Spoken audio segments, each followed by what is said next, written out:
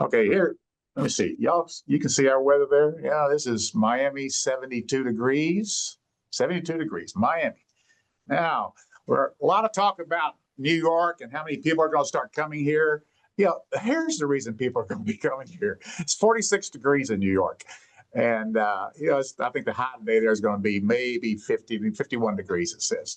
And of course, from here on through the winter, it'll just get colder and colder. But I know as we get started here in a minute, waiting on others to get here, everybody's asking me, how many people are going to be coming from New York? And I've talked with our brokers in New York. We have a great office in New York City. And I've talked with our team up there, and they say that everything's just kind of as normal. And I think that we will continue to have people that do say that they're coming here because of some of the changes that are happening in the city up there. But that's been going on for a long time. And, people ask me always, what's the greatest strength that Miami has, the South Florida market has? And I always say, as trite as it sounds, the weather is still what everybody talks about. But then when you add to that we have no state income tax, we have a much higher quality of life today. The tech world here is growing. The corporate growth has been phenomenal these past 3 or 4 years, especially since COVID. You have people like Jeff Bezos coming, Ken Griffin coming, bringing thousands of jobs here.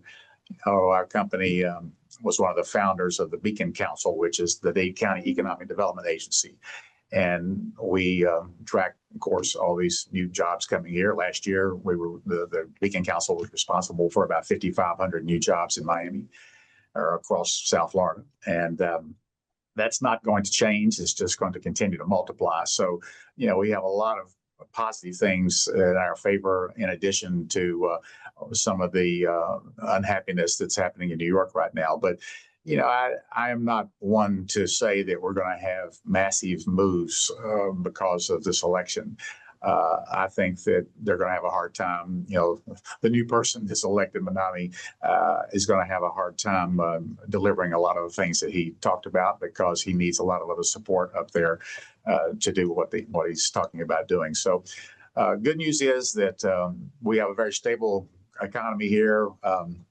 We'll get into it in detail here in a minute. Our months of supply, our prices, fortunately have slowed and increases. So we're not seeing the kind of increases that we had during COVID. And we frankly don't want to see those kind of increases, because that has been hurting too, as people feel like they've been priced out of the market. So I guess, Sherry, I think we're ready to get started, Ron. If you want to go ahead and share your screen, and let me say good morning to everyone. I'm Sherry Porter, Chief Operating Officer here at Berkshire Hathaway HomeServices, EWM Realty, and it's so wonderful to have everybody all together this morning. So I want to welcome you and any of the guests that might be joining us today. And certainly thank you for taking time out of your busy schedule. As you know, Ron Shuffield, our president and COO, is going to be sharing his market update through October 2025. So he'll be giving us the latest in insights and trends into South Florida real estate. I know he's going to be unpacking a lot of information, so you may want to have a notepad and a pen handy. We are going to be recording this session, and we'll be sending the PowerPoint back out to everybody. But if you have questions along the way, be sure to put them in the chat. I'll be monitoring those this morning, and Ron will be about 45 minutes with his presentation, and then we'll do some Q&A at the end. So if that sounds good, okay, go ahead and get started. And Ron, I'm going to turn it over to you. Okay, well, everybody get buckled in. Here we go. Yeah, we're going to have a lot to talk about here today.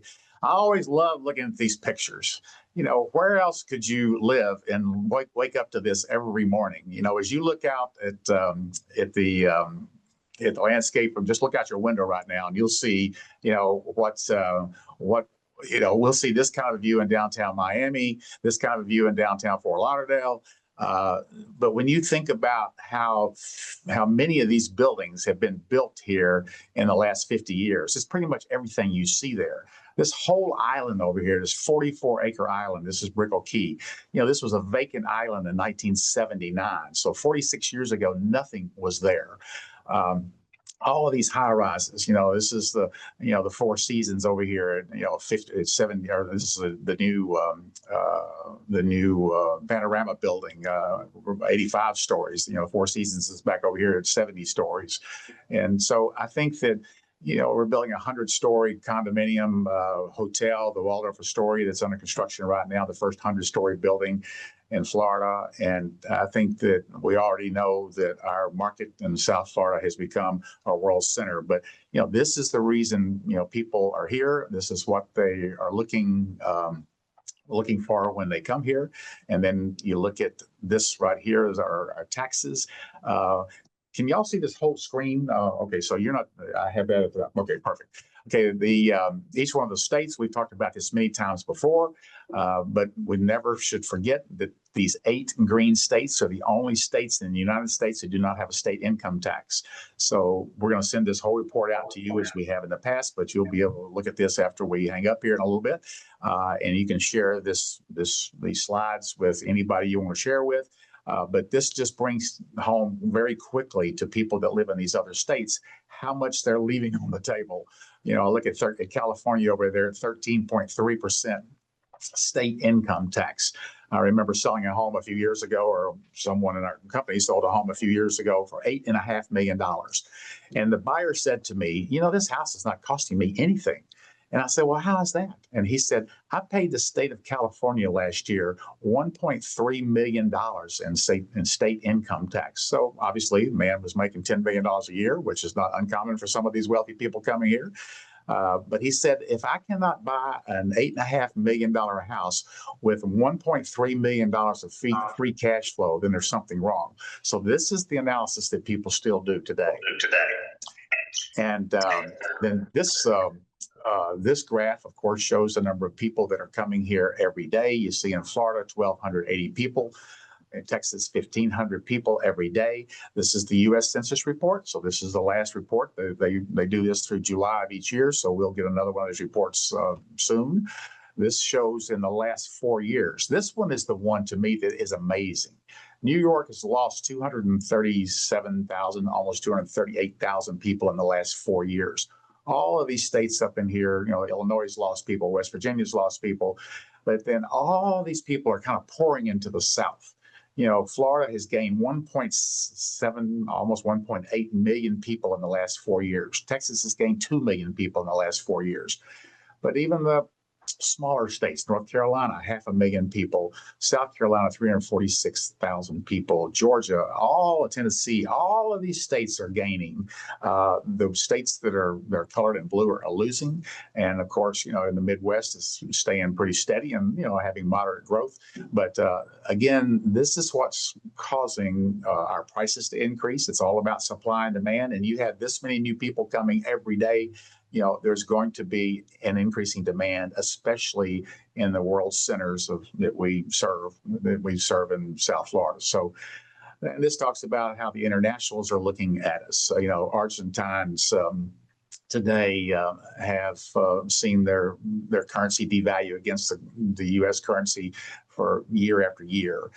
So it's more expensive for all of these countries over here to buy today. But conversely, these countries are finding that, the comparison is more favorable to them. So it's less expensive for the Russians and Peruvians and Mexicans and Colombians and all across the board here.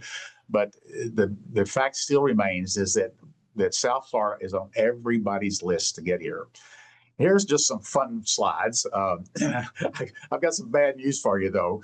I saw yesterday that the completion of this new wonderful piece of art in downtown Miami has been delayed 2 more years. So they're now saying that this bridge is not going to be completed until 2029.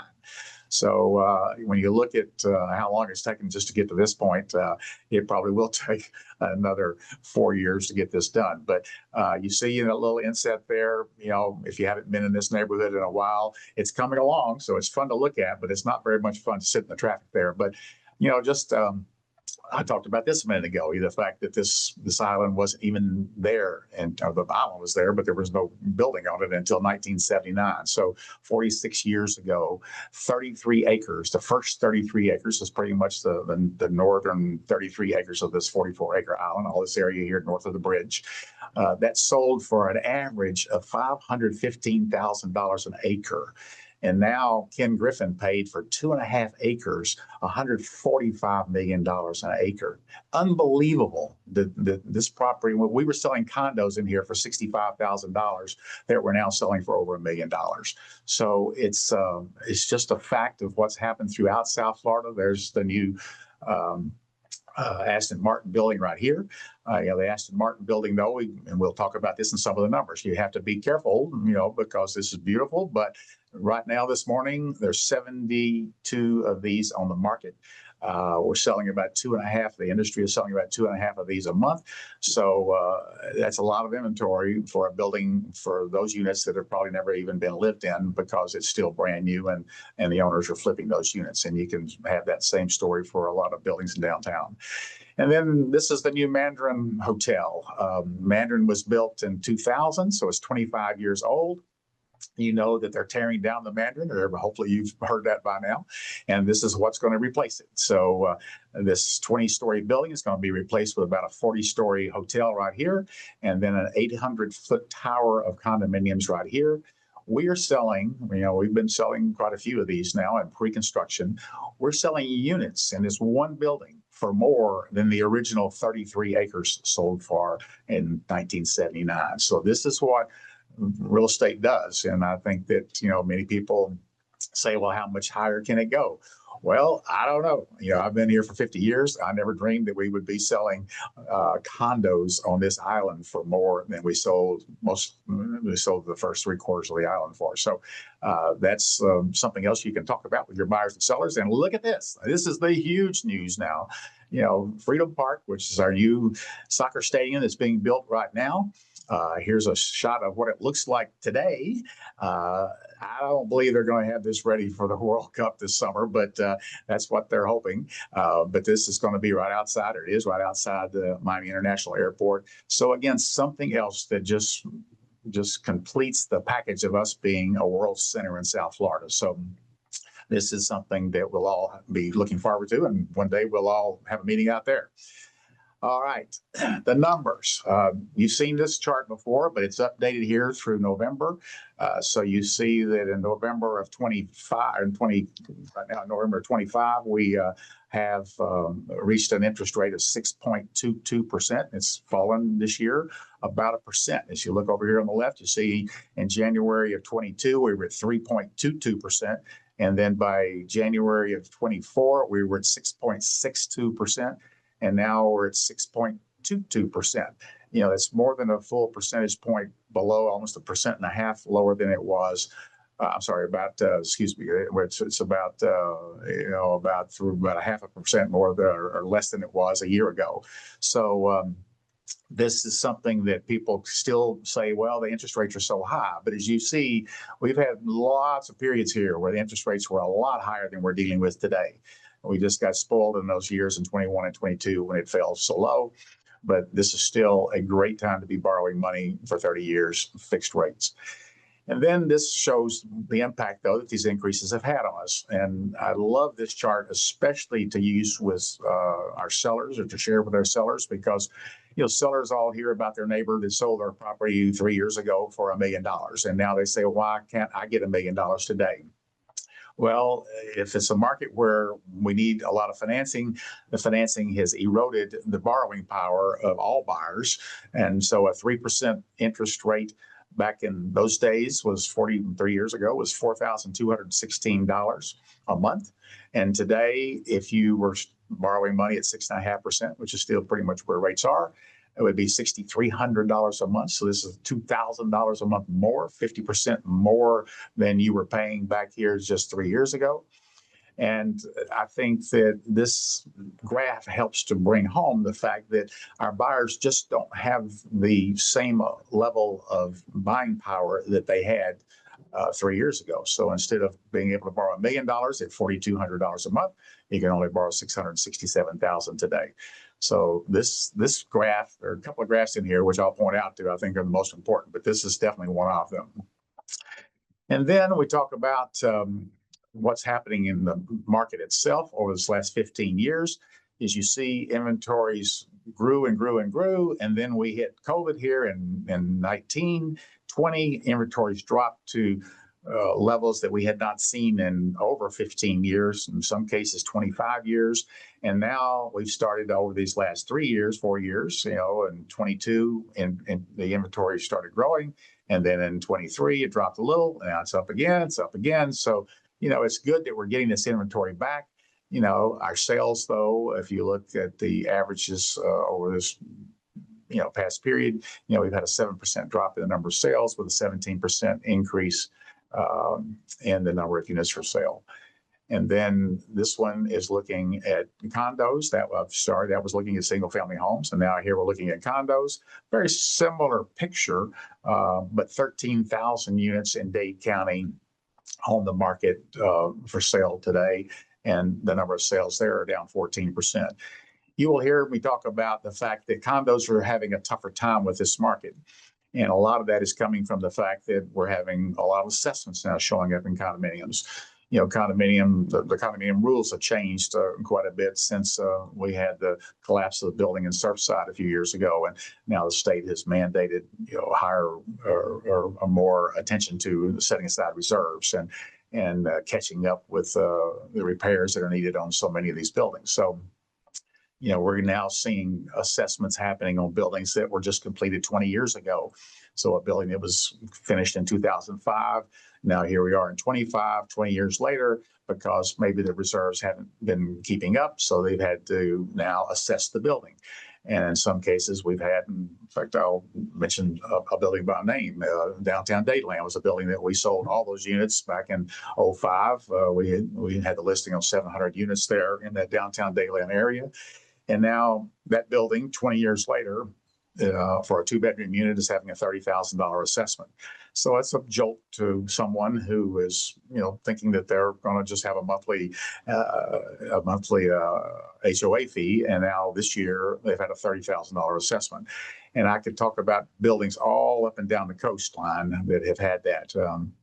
And not just the coastline, but the whole South Florida area, from east to west. So, this is definitely going to continue to have some impact on condos where we're seeing, sales are down, and you'll see later here where our prices are also down. So this one is the number of homes sold versus sold for the last 15 months for let's see here. I've got something at the top of my screen, so I can't see the very top of the screen. So let me move over to condos here. There we go. Okay, now this is the screen I was looking for. This screen is the most important screen in here. This is the single family market, and we're looking back all the way to 2007. And the reason we keep 2007 in here is to show the impact that high inventories have. We do not want to see these kind of inventories ever again. In 2007, 2008, we got up to 44 months of inventory. And you've heard us talk about the fact that we need to keep a proper balance of inventory is 6 to 9 months. If we maintain 6 to 9 months for the overall market, then we will have a steady market. It'll be increasing a little bit in value, probably less than 5%. The buyers feel like that they're getting a good deal. The sellers feel like that they're also, making a fair return on their investment. But then when the inventory gets up to these levels, the prices start to drop. And the whole purpose for this graph is to overlay the median price with the months of supply. So when you see months of supply above 6 to 9 months, here's 6 months right along here. So when you see inventory above this line, you're going to have decreasing values in the median price. It's just that simple. I don't even need to know what community we're talking about to tell you what's going on with prices here, because it's the same no matter if it's the Midwest, the East Coast, the West Coast. When inventories get out of that range, that optimum range of 6 to 9 months, you're going to see prices decrease when we have high inventory, and you're going to see them increase substantially when we have this, 2 months of inventory that we had during COVID. So you go back over here and you see that in the spring of 07, the median price of a single family house in Dade County was $380,000. Well, just 4 years later, not quite 4 years later, it dropped to $150,000. Well, you see, when it dropped to that level, look what starts happening. Then the sales really start taking off until we get back into this balance. Well, of course, people had not been buying for a while in here, so you have a rush to get back into what people perceive to be the low value point, and it's true. That was a low value point, January of 11. And then in 12, it went up. In 13, it went up. In 14, it went up. Well, it took us, though, from 2007 all the way to 2019. So it took us almost 13 years to get back to where we had been. So by 2019, we had gotten back to that median price of $380,000 that we had back here in 07. And so now in 19, we didn't know that COVID was coming, but just a year later, not even a year later, 6 months later, we find ourselves in the middle of COVID, and now this increase just almost started straight up. And now the reason we put this box in here is to show that in the last 18 months, we've been bouncing around with the median price. Here, the median price, we just knew it was going to get higher and higher and higher and higher. But when we got to this period, and this is March of 24, so it's been a full 18 months now, this is where we have been. And right now, that median price today is $665,000. But we hit a point here back in December, a year ago, with $681,000. These are all single family homes. I'm going to show you condos here in just a second. And I'm spending a lot of time on this graph because this is really what sets our values. And this is what our sellers and buyers need to be watching, but particularly our sellers, because sellers have all been accustomed, and we were all accustomed to raising prices, 1 to 1.5% a month. During COVID, I mean, we had prices or offers for 20% more than we were asking. Well, those days are not here anymore. And it's definitely a buyer's market. And this is the reason why. So as you're thinking about questions, to get back to Sherry here in a second, just, if you have questions on this graph, remember what your question is, and then we'll talk about it. Now, this is condos. Very similar picture, but a little bit more dramatic in the decreases. In March of 24, we had a median price of a condo in Dade County was $445,000. Well, this morning it's 400. At the end of October, it was $410,000. And now we'll probably see, a little bit change. Even end of September, it was $410,000, and in October we're going to see a little bit more change. So the condo market is where we're going to probably continue to see a little more concern on the parts of our buyers and lenders and everybody else who gets involved in our transactions. So again, high inventory. Here we had almost 5 years of supply for condos back in 08. And then that price dropped from $261,000 median price down to $92,000. And of course, now here we are at this graph at 410, and you're going to see that a little bit lower here in a minute. All right, so now let's look at kind of the overall market. And I know that this is like tedious work here to look at this, but when you have time quietly to look at this on your own, you'll be able to put all this into your language to talk to your buyers and sellers about. But these are great graphs to show buyers and sellers. Miami-Dade County, Broward County, Palm Beach County. So these next graphs are all organized in this manner. So the inventory level has increased by 22%. Year over year, and this is for the period of July, August, and September. So this was the third quarter, and then you're going to see some next month and October numbers here in a second. The total sales had decreased by number of sales had decreased by 8%. So our supply went from 4.8 months to 6.4 months. We still could handle more inventory at this level, even though this is a high percentage increase in supply, but we needed that to happen. But what that has done is tame the median price. So median price in this period, year over year, moved from 650 to 665. But you saw a minute ago where this is really bouncing around a lot. And Broward County, similar, 14% increase in inventory, 6% decrease in sales. Months of supply are up to 5.1 months. Again, these are all single family homes. And then the median price has moved from 615 to 625. Palm Beach County, not quite as much new inventory, Sales are still strong. A lot of people that are moving in from these other states with high taxes and people looking for a comfortable lifestyle have chosen Palm Beach County, and that's a great market for all of us to appreciate and be a part of as well. So the supply there has actually dropped. So, sales have been strong, but the median price hasn't moved at all. Whereas in these others, we've seen the median price still moving up a little bit. But if we were to look back at this 2 years ago, certainly 3 years ago, we would see these median prices, going up at double digits. All of them were in double digits during that period. So, it sounds negative to say, well, we're not increasing as much, but we had to slow that growth. It was not sustainable to keep increasing prices 15% a year. Then the next, these are condominiums. So we were just looking at single families. So condominiums, very similar. Inventory's up, sales are down. Months of supply now have moved from 10 months to 14 months. And again, it's a little higher than we would like. Now we're getting past that 6 to 9 months of optimum range. And again, this is for all price ranges. This is not for the luxury price ranges. And when we get to luxury, we'll talk about the fact that we can handle a little bit more inventory for luxury prices. But for this price, I think we will continue to see the median price.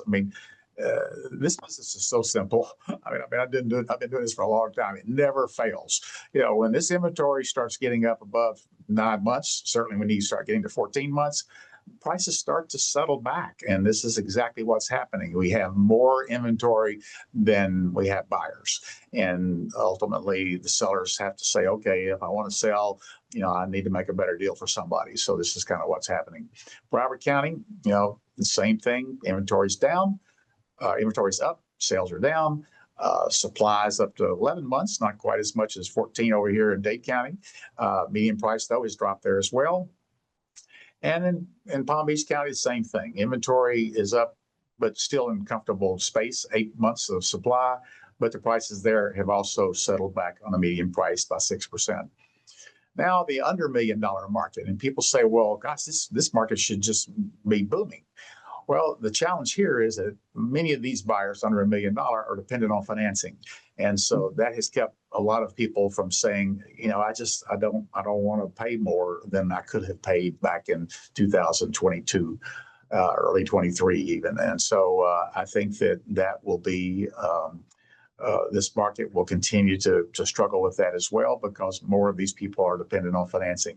These are for single family homes under $1 million. And here are condominiums under $1 million. And you see the same thing. Inventory's up there. The number of sales are down 16%. Median price is down 5%. And you would think that under $1 million, you wouldn't see these you wouldn't see decreases in the under $1 million price market. But again, these are condominiums, and some of the things I talked about a minute ago. If all of a sudden you've had an assessment in a building of $30,000 to $50,000, and now instead of making an $800 a month payment every month, if you can't make the full $30,000 that I mentioned a minute ago payment, then you'll have to make the monthly payments, which will add maybe another 50% of what you were already paying on an HOA fee. So everybody is analyzing these costs, because as you know, when you get a mortgage, they're looking not just at the mortgage itself, but they're looking at the homeowner fee, taxes, insurance, and all the rest of the costs that go into ownership. So, you see, again, median prices here have dropped. So, these reports are not meant to say, oh my gosh, the sky's falling. It's just showing the reality of this is where the markets are. Real estate always is up and down in values, but we've been through a long period during COVID where it was all up. And now, for this next year, probably we're going to continue to see some of these kind of numbers. Okay, now this is the over $1 million market. Now the over $1 million market is where we are seeing still a lot of growth coming in from out of our area, from certainly New York, California. Those are the places where we've been talking now for the last 4 or 5 years, a lot of new growth.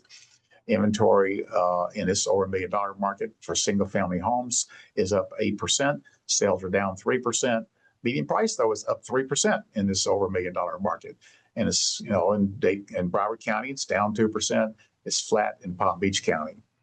And then the over $1 million market for condos, again, median price is up 5%. Broward County, for whatever reason, down 8%. And Palm Beach County is up 10%. And then when you get into the $5 million to $10 million market, it's getting a little more rarefied at this level. Inventory is only up 2% in Dade County. Sales are up 3%. Supply is down from 21 months to basically a wash. 20.2 months a year ago to 21 months today. It's very flat.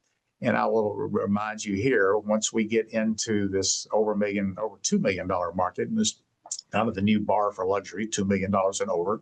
But in the over $2 million market, we can handle 12 to 18 months of inventory. But here we're at 21 months. So even though median price is showing is being up here, I anticipate that as this continues, as these months continue to grow, we will probably see some of this median price begin to fall back. And it's always interesting to watch that as the inventory grows, it takes the buyer a good 6 months to 12 months to kind of realize what's happening. Even back during the recession in 07 and 08, which was the textbook case of what happens in these markets, as the inventory started growing, the sale prices did not slow down until about 6 to 12 months later.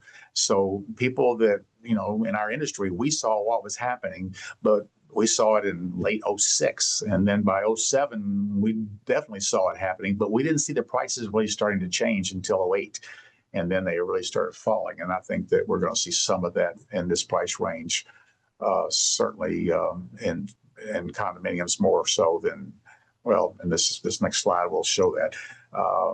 5% increase in single family growth in Dade County, 11% in Broward County, and median price increase in Palm Beach County by 2% single family homes. But then when you get to condominiums, you see a 5% decrease in median price. Supply, people were, again, a little bit behind and realizing what was happening. But now we've seen the median price in Broward County, the same thing for condo, decrease 25%, over this last year. And then Broward and Palm Beach County, where you still have a lot of people, relatively speaking, a lot of people into a market that doesn't have, as many homes on the market for sale. They only have 84 condos on the market for sale in Palm Beach County right now, over in this price range of the 5 to 10 million, whereas in Dade County we have 275 on the market right now. Okay, 10 million and higher, this is definitely rarefied space, but Dade County has 220 of these on the market today, 23% more than we had just a year ago. Number of sales have dropped there by 3%. Median prices dropped by 3%. The number of months have moved from 19 months to almost 24 months. And you see a similar picture across here, but you still see some prices increasing here. But when you get to when you get to this level, a lot of this is new construction. So you would anticipate that some of those prices would go up just because of that.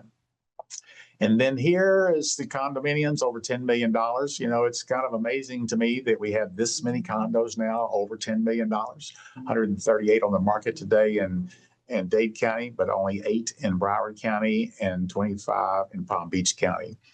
And so you see the supply here is 25 months, so 2 years of supply here. And of course, over here, you have 3 years of supply in Palm Beach County. So, this space is still active, but it also has a growing inventory. Now, that's what you see in the main report. So there are 33 pages, as you see down here at the bottom. Now, last week, some of our managers said, gosh, we need to be watching this even for October. We normally do these reports on a quarterly basis. So all these numbers we just talked about were the third quarter of 25 versus the third quarter of 24. So last night, I kind of just threw together some numbers here. Y'all are certainly accustomed to seeing these. This is just the raw data. The numbers are a little bit small to read here, but you can just see in the picture what's happening. So this is the inventory of all single-family homes across Miami-Dade County. And you see that the inventory continued to grow until April of this year. And then we started seeing the inventory kind of falling back, and now it's kind of leveling out here. So we're not seeing the growth of new inventory that we had been experiencing. This line here are the new listings. So back in a year ago in December of last year, we started seeing a lot more new listings, 2,032 in January, which you will always see a bump of new listings in January in any market. But then we stayed, pretty strong there, and now it seems to be kind of tilting back down again. So here in October, we had 1,800 brand new listings, maybe tilting even up a little bit here, but the number of sales are what we, or what really bases the supply and demand on. We had 843 sales in October, which was the lowest number of sales we had since February of this year. So we had a good spring, 1,000 sales, 1,000 sales, 1,000 sales, and then 843 sales. So when you look at all that combined, these numbers down here, which hopefully you can read, we had 7% fewer sales of single-family homes, all price ranges, year to date. This was through just a couple of days ago. So this is through November the 12th. So from January the 1st through November the 12th of 25 versus 24, we sold 7% fewer sales.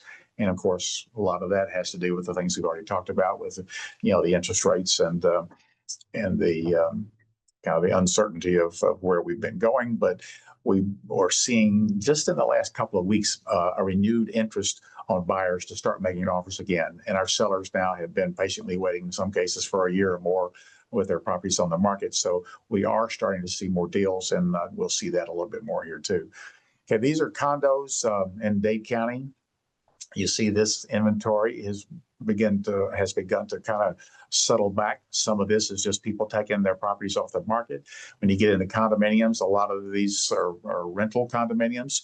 If you look at all the condominiums in Dade County, the tax appraiser will tell us that only about 36% of all condos have homestead exemption in Dade County. So, that kind of shows you how a high percentage, basically 2/3 of our condo inventory, condos, that are built and being lived in, only about 1/3 of them are being lived in by the owner of the condo, and the other 2/3, the owner is a landlord renting to someone. So some of this inventory that's coming out of the marketplace is not necessarily reflecting a sale of those units, but maybe people have gone back into the rental market because the rental market has been strong. And so that has been the fallback for people that maybe have been trying to sell. But if you see here in year to date, January at the bottom, January to November the 11th, we've had a 13% decrease in the number of closings, and our inventory is up 11%. But these inventory levels are certainly more manageable today than they were just a few years ago. So now looking at prices per square foot, these are single family homes. And as you see, our prices per square foot are higher in these last 4 months compared to those same 4 months a year ago. So we're seeing, a 4.9% increase in this period, this last quarter. And then we're seeing year to date a 7.2% increase in the average price per square foot. So single family homes is going to be a little bit different, than you're going to see for condos. That was single family homes for these were average price per square foot for single family homes, and these are the average prices per square foot condos. Again, I'm going to flash back and forth here. So here you see, good, healthy, prices are increasing.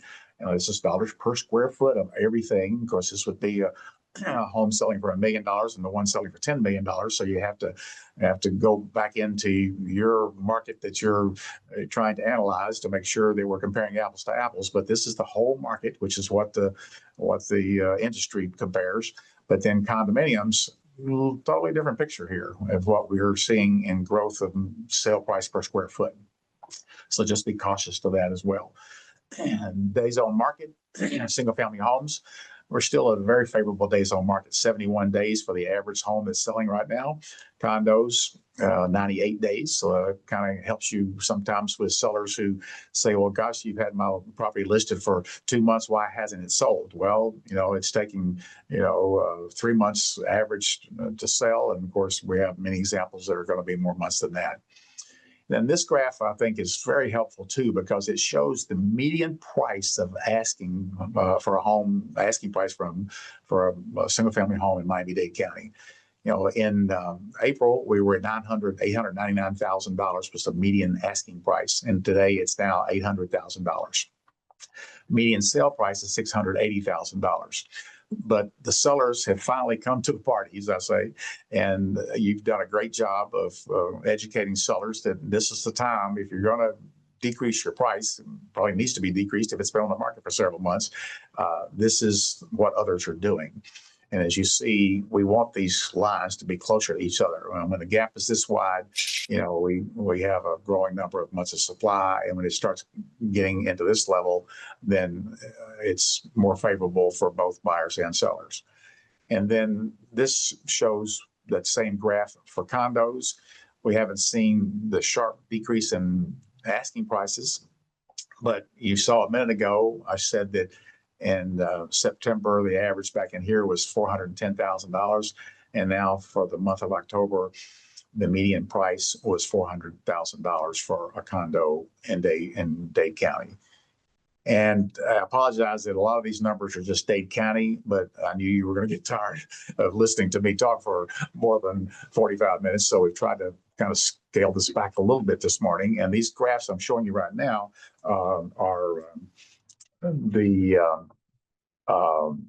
these graphs are we're basically looking here at just the October graphs. In fact, I see now that we have been on here for 45 minutes, so I'm going to kind of speed up here. So this is single family homes for all price ranges, the median price against the months of supply. 6.9 months of supply is still very favorable. And then in condos, though, we're at 14 months of supply. And as this supply increases, the prices begin to trend down. And as you see, these prices have been trending down for the median price for a condo basically all year. This is February. Now we're down to $400,000, which is the lowest price that we've seen all year. So just be cautious of this. And our sellers, unfortunately need to kind of look at these graphs maybe a little bit longer, because, you want to be ahead of this curve. And, with 13,000 condos in the market in Dade County, it's very important to be priced properly today. Now, these are Miami Beach. I'm going to really roll through these, and you're going to have all these. You'll be able to just click on them and go at whatever pace you have. As you'll see, sales are down in some of those as well. Inventory is beginning to come up. 48 new listings in October. This is Miami Beach for condos. This is Miami Beach single family average price per square foot. Big prices and big houses will get Miami Beach $1,700 average per square foot in October. Back in just August, the average price per square foot of closed sale was $2,500, and for condos, $1,644. I'm just going to scroll. All these are the same kind of graphs we've already been through, but now this is Miami Beach. This is Coral Gables. Another great market. We're very fortunate to be a leader in these markets. Thank you for all your hard work, because you're all the ones that are making these graphs look good for our company. Coral Gables, again, median price for condos, average days on market for a single family home is up now to 100 days. So it's healthy, good for everybody to understand that's what the expectation should be. We're not down at 44 days. We're now at 100 days. And this is the whole industry. This is not just our company. Coral Gables co-ops, condos, villas, and townhomes, days on market there. And then I want to get all the way over, this is all Coral Gables and Key Biscayne. Key Biscayne is an unbelievable market. But the median price over there is about $4 million. Let me see over here real quick what that is. This is the median price. And the median price of a single family home sale in October was $4,910,000. There are very few communities in the world that have these kind of median prices. So it's a very special place, as we all know. And, one just side note, many of these cities that I'm talking about, Pinecrest and Palmetto Bay and Key Biscayne, these have all been incorporated in the last 25 years. And the incorporation of these cities and the great leadership that, the mayors of these cities and the city councils, have had a huge impact on increasing, not so much just the increasing of values, but just the steadiness of the values. I mean, all of these communities that have closer leadership to their people, to their residents, has been a positive. So anyway, this is Brickell. These are obviously all condos on Brickell that we're looking at, even though there are single-family homes in Brickell. But this is a market where we're seeing a large increase in the months of supply. This is the median price of a condo in Brickell now in that $600 to $700 range. This is the days on market, 105 days on the market to sell. And then I've also interspersed in here in Aventura because these are both condo communities. So, condos, let me get over here to the median price. So the median price of a condo on Brickell right now for October was $635,000. For Aventura, it was $398,000. So that gives you an idea of kind of what's going on in those two markets where we have a large percentage of condo owners versus single family owners. And Aventura in particular, 96% of all the homes in Aventura are now condominiums versus single family. So these are, Pinecrest we talked about already a little bit, and Palmetto Bay is in there as well. So that kind of rounds out everything. Guys, I'm so sorry. It's now 10 minutes until 11. If you're in our Miami Beach office, I hope you keep my lunch hot because we're coming to your office. Sherry and I and others from our office will be there for your Thanksgiving lunch. And I know we're having those in every one of our offices. And so we're looking forward to that. Sherry, we'll just take, like another 5 minutes if we can. If you have any questions, anybody have anything there that we want to answer? There are a few questions coming in, but one thought, Ron, I know you covered a lot of information here. What price segments are showing, do you think, the strongest demand at the moment? Well, I think the sweet spot in this market is really the $1.5 million to $3 million. I never thought that a $3 million sale would just be kind of a busy sale, but that's where a lot of our buyers are buying today. And I think that, the inventories in those levels, are moving faster. And so, but any property that's priced properly is going to sell pretty quickly. We have plenty of buyers in our marketplace. They're still here in great numbers, but they have been scared away by higher prices and higher interest rates. But now, the sellers have kind of come back to deal with that a little bit differently. So that's been a favorable market. You talked early on about the influx of people to Florida, which we all continue to see. With that being said, do you feel like there's still maybe too many new developments and inventory, offsetting what we're seeing?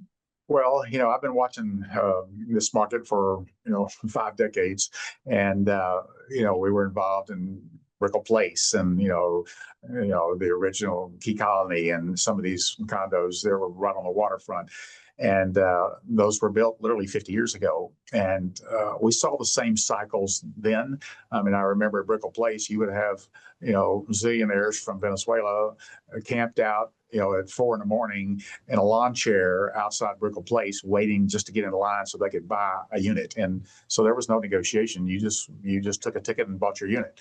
Well, those days are not happening. And as you think about all these new buildings that are being built, it's about a 7-year project. By the time you buy the land, get the zoning changes you need or whatever plans drawn, all of those pieces, it's about 3 years on the front end. And then you got about a 2 to 3 year construction period and then a settlement period. So there are probably 7 years in there that takes to get these completed. So you have these cycles that are 7 to 10 years. Well, we're kind of in the middle of one of those right now. And of course, as you start to see these units come on the market, I mentioned the Aston Martin a minute ago, beautiful building, and it will be a great building for long term. But you have a lot of units on the market there right now because many of those original buyers really said they maybe thought they were going to live there and use the unit, but now they're offering those for resale.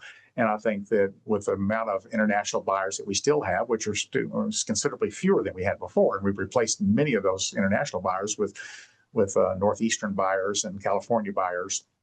But I think that the international impact of our market has always been a positive impact, because there's the internationals that really built those markets back in the 70s and 80s, and so those cycles though really don't change. And yes, we do see some developers that already had bought the land and designed buildings, and they're kind of pulling back now to wait to see a little bit longer here what happens to prices over these next months. We talked also about the impact Surfside had on condos and assessments and all that sort of thing. Are you hearing much about that UN report that talked about sinking buildings? And somebody wrote in that they had a pretty significant opportunity that got withdrawn because of their concern over that. Yes, and it should be a concern. I mean, obviously, it's sad to look back today to see how many people lost their lives, which could have probably been saved if people had paid more attention to the reports they were already getting. And the state rules have been very well received. I mean, well, they've been frustrating because it's created a lot of additional costs, but it was something that needed to happen. And we're feeling much more comfortable with the reports that we're getting. Now, out of some of those reports, though, we are having buyers say, well, okay, now I've read the report, everybody sees what's happening here, and I don't want to have to deal with it. So that will affect values for those particular buildings, but it will give everybody a stronger peace of mind that what they're buying is something that's going to be there, for years and years. Okay. This is pivoting in a little different direction. So wanting your thoughts, there's been, I guess, a push to change the name of Broward County to Lauderdale County. Don't know if you have any thoughts on that. Well, I think the world knows where Broward County is. We changed the name. I think people probably don't remember that. We used to be just Dade County, and, we changed that name to Miami-Dade County several years ago. And so I can understand from a marketing standpoint how that might be better. But I don't know. I don't really have an opinion about it. I mean, it's just like, we all know where everything is here. I think Fort Lauderdale has a great reputation, as Palm Beach does too. So, these three southern counties in Florida are known worldwide. I mean, I always kind of laugh to myself when somebody from one of these other places calls me and says, oh my gosh, I've heard about this new restaurant. Have you been there yet? Well, not only have I not been there, I've never even heard of it. So we have so much new happening here every day. That's what makes it exciting. And of course, in this time of the year when everybody wants to be here, and again, if you're near a window, just look outside. I mean, who has this? I mean, we have something very, very special that the whole world wants, no matter what name we give it.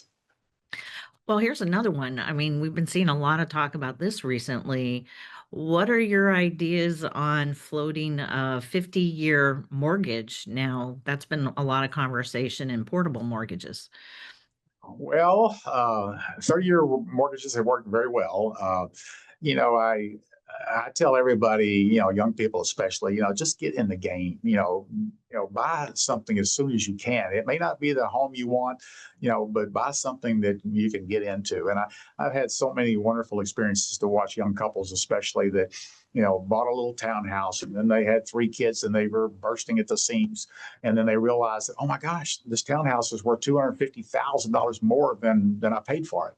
And part of the reason, or than I owe on it, part of the reason is because, they paid part of the principal back. And then the other part is that we've had great growth in values. So I tell everybody, just kind of get in the game. My only concern about a 50-year mortgage is that you really, it's just going to take you that much longer to chip away the principal. And, a 30-year mortgage, has worked for generations. And I kind of like the 30-year mortgage, even though, a 50-year mortgage would be great for us because people could get in with less money down, Right. less requirements to qualify. But, we'll take whatever we get. But right now in our company, 46% of our transactions are still cash. And that's very high for the rest of the nation. And I know that that makes it harder for younger people, especially, and people on a tighter budget to afford to live here. And I don't really have an answer for all those questions because I get them everywhere I go. But I think a 30-year mortgage is great. Okay. Well, there's also been some talk about getting rid of property taxes. So wondering what you think about that and the impact it might have on our market.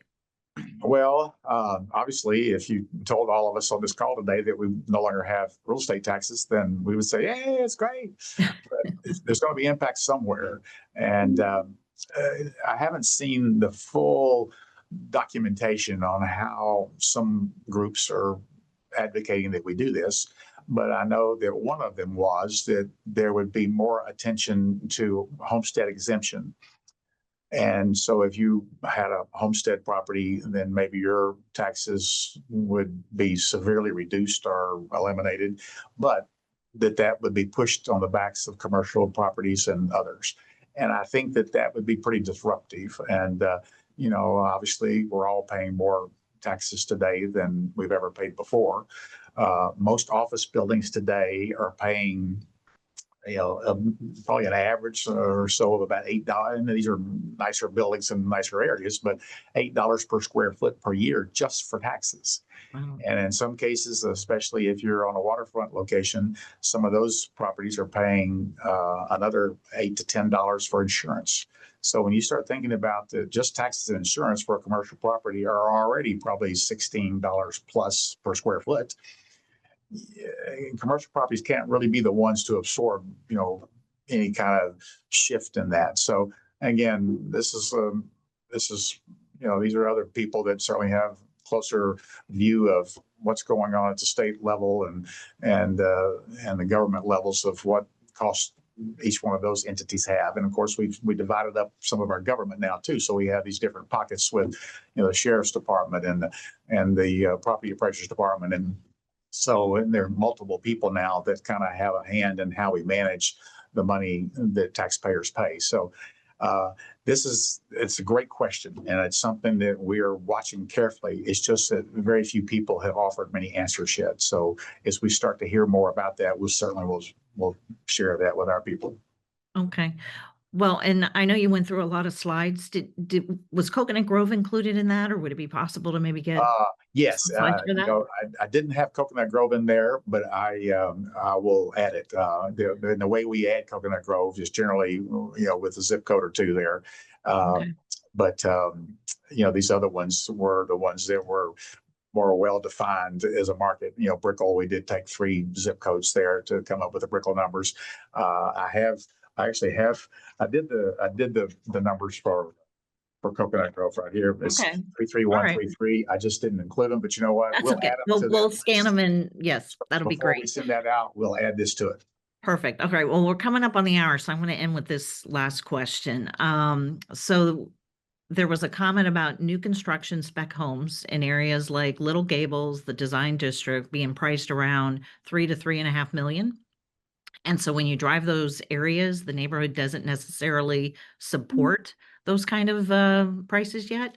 So what's your opinion on these types of properties, and how realistic is it that the neighborhood will catch up to justify?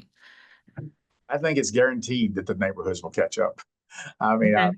I've watched this for years, and I've watched the pioneers go into some of these neighborhoods, and I'm thinking, oh my gosh, what are you thinking? But then a year later, certainly 3 years later, 5 years later, everybody catches on. And of course, we're still a young community. When you think about the fact that, Miami wasn't even incorporated as a city until 1896. So, I mean, we're just like 130 years old. You compare us to Europe, where they're 1,000 years old. So many of our neighborhoods had houses. Coral Gables is a perfect example. It was built 100 years ago. And now we're starting to see a greater number of homes in Coral Gables, and Coral Gables is very strict about their historic designation, which they should be. But then there are many homes that have not been maintained well enough to even stay on those rolls because they've deteriorated to a point where they just need to be replaced. And of course, in those neighborhoods, you see a lot of new growth, and even expensive neighborhoods. In Gables Estates last year, there were 14 properties sold, homes that were being lived in. People could have moved into them, but 14 people bought homes. There are only about 200 homes in Gables Estates. Those 14 homes were torn down this year and being rebuilt with even bigger homes, and paying upwards to $40 million for the lots. And so I've been watching this for a long time. You look at the cost of everything is going up. That's why we do have to be concerned about inflation. So that's why our government leaders, especially the Fed, we need to be patient with what they're trying to do for us, because we saw a little blip of inflation this year, and it's not fun. When you start seeing the cost of food in the grocery and everything else going up. I mean, it all ties together with inflation, or that's what causes inflation. So, but back to your question, I think seeing a $3 million home in a neighborhood, which has historically been an $800,000 neighborhood, does not concern me. I've watched it. It did concern me years ago, but I've watched the changes happen. And when I moved here 50 years ago, I could have purchased any home in the north end of the Coral Gables for $65,000. And now we're selling those very same homes for upwards to $2 million. The very same home that hasn't been rebuilt. And of course, the new homes that are coming in some of those neighborhoods are $3 and $4 and $5 million. So hopefully that helps. Okay, no, that's great. And as we wrap up our time together, what would you say to the agents on this call are the biggest areas of opportunity as we kind of head into these last days and into 2026? Well, I think for brokers, the great opportunity is that the public has certainly been taught kind of how our business works. We've had a lot of headlines the last 2 years about buyer brokers and so forth. And so I think that the consumer has now realized that there's a difference. I mean, there are opportunities in every company. Our company, we are very proud of the fact that we're tethered to Berkshire Hathaway and Warren Buffett. And as you've heard me say before so many times, when we all get together, your reputation is mine and mine is yours. And I am very, very proud to work with each one of you, because everywhere I go, people brag about you. I was at an event last night, and was with one of our associates there also, and we were talking to people, and everybody always raves about the service that they get from all of us, and you don't hear that from everybody. And every industry has that, whether you're looking for a banker or a car dealer or a doctor or whoever, everybody has a reputation. And I think that the opportunities that we have are to list more properties right now, because we definitely stand out in the crowd as the stable company that's been doing this for 60 years in our case, and the level of service that others have gotten from us has been so appreciated and well received. And so getting a listing to rely and lean on the assets that we have as a company are easier than they are in many other places. And I think that my word of I guess advice would be to list all the properties you can, because we're going to sell more properties in 2026 for sure. But it's the people that have the listings that are going to get the sales. Awesome. Well, thank you, Ron. I know the amount of time it takes to put this presentation together. I also want to thank our marketing team, particularly Lillian Soda, who worked on the slides. And like I shared before, this is being recorded. We'll also be passing back out Ron's presentation. I know many of you are already asking for it, so we'll get that to you. And we just wish you all a great rest of the day. And thanks again for joining us. Well, thank you, Sherry. And I'll remind everybody that these trend graphic reports, you have them, they're in your MyEWM. So you can pull up everything that I've shown you this morning yourself and go in more detail by zip code, by city, by however you want to search it, by price range, by size. So thank you so much. And we will see you soon.